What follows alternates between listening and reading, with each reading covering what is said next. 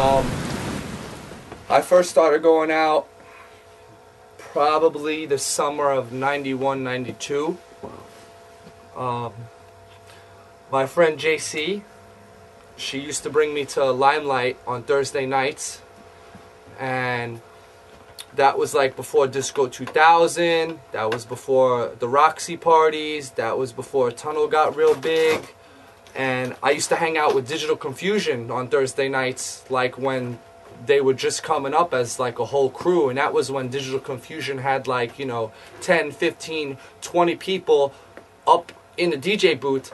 And JC, she knew them, so I would go up in the DJ booth and they would let me play with the lights. So I would sit there all night and I would just change the lights to the beat. Nice. And that was like, you know, some of my first club experiences.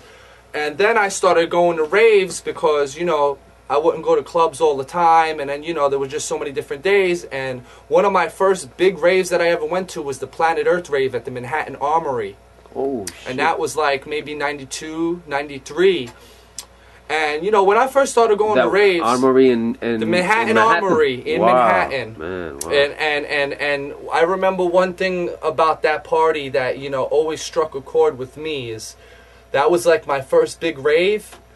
And I just remember seeing people go to the middle of the dance floor and throw their book bags into a giant pile. Oh. And there was just a mountain of book bags in the middle of the dance floor, about 10 feet high, 15 feet wide, and kids would just come in, throw their book bag in the middle of the dance floor, and just leave and go party.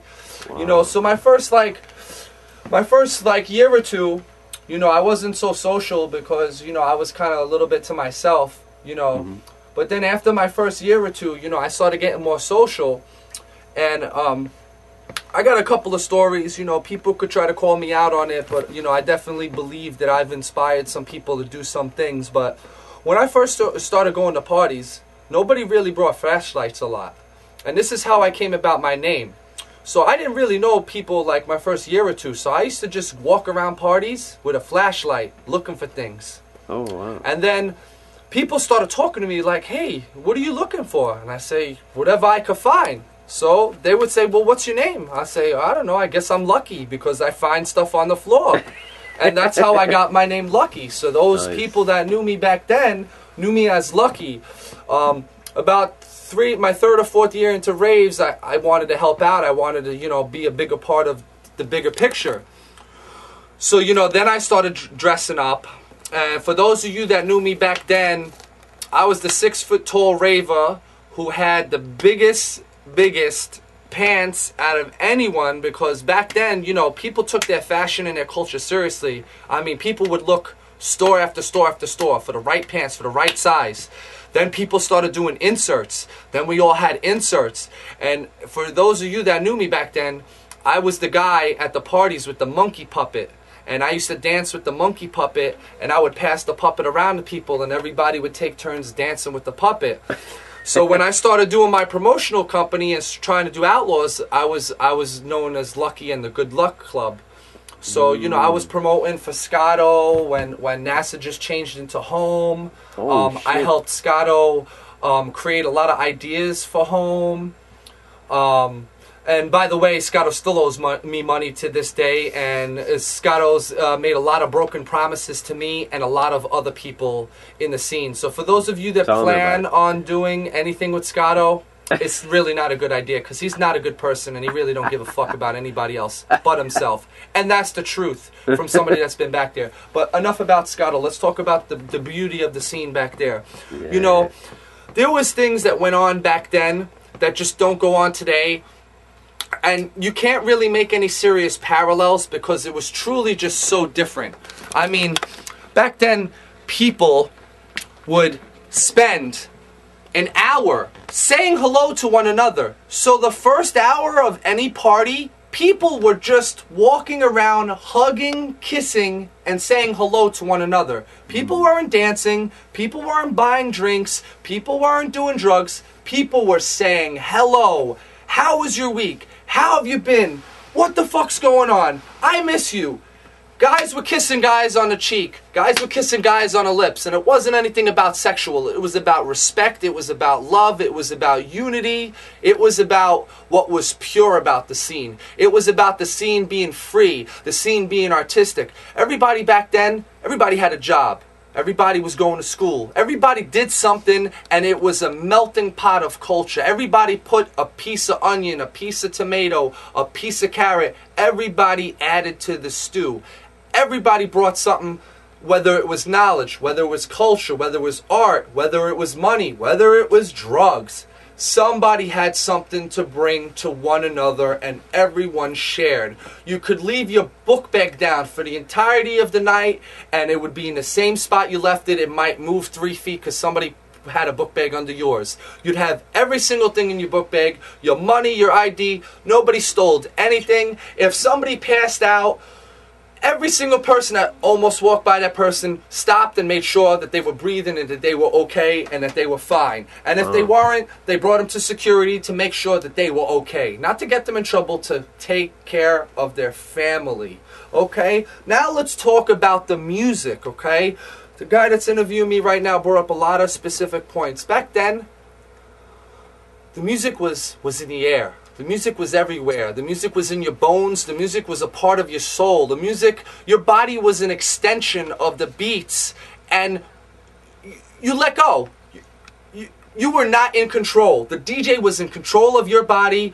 You did not know what was coming out of your body, but you knew you were doing something fly, and you knew it felt good.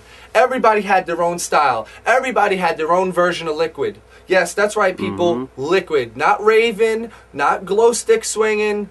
Liquid with your hands like this around your face, all over the place, that people don't do anymore. Liquid, the original rave dance. Liquid, before the Nordic track and before the raver bop, when people made music with the air, with their hands and with their energy. And there would be circles of people transferring the energy around.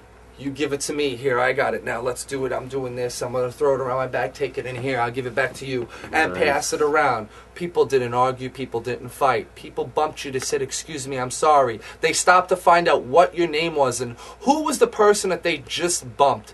People generally gave a fuck. People cared. You didn't have any money. You had a bad week. You go to your family online.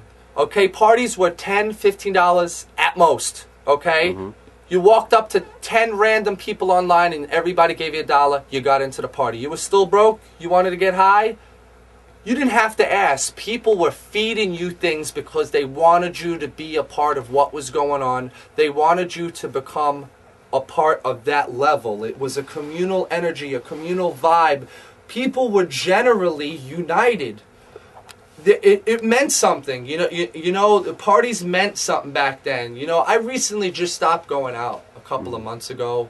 I can't remember how many years. It's like 14, 15 or 16 years I was going out. I'm an aging Ravosaurus, you know, but it's just, you know, I know what happened. I have my own theories about as far as what happened.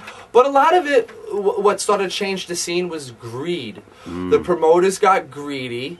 They started charging more and giving you less.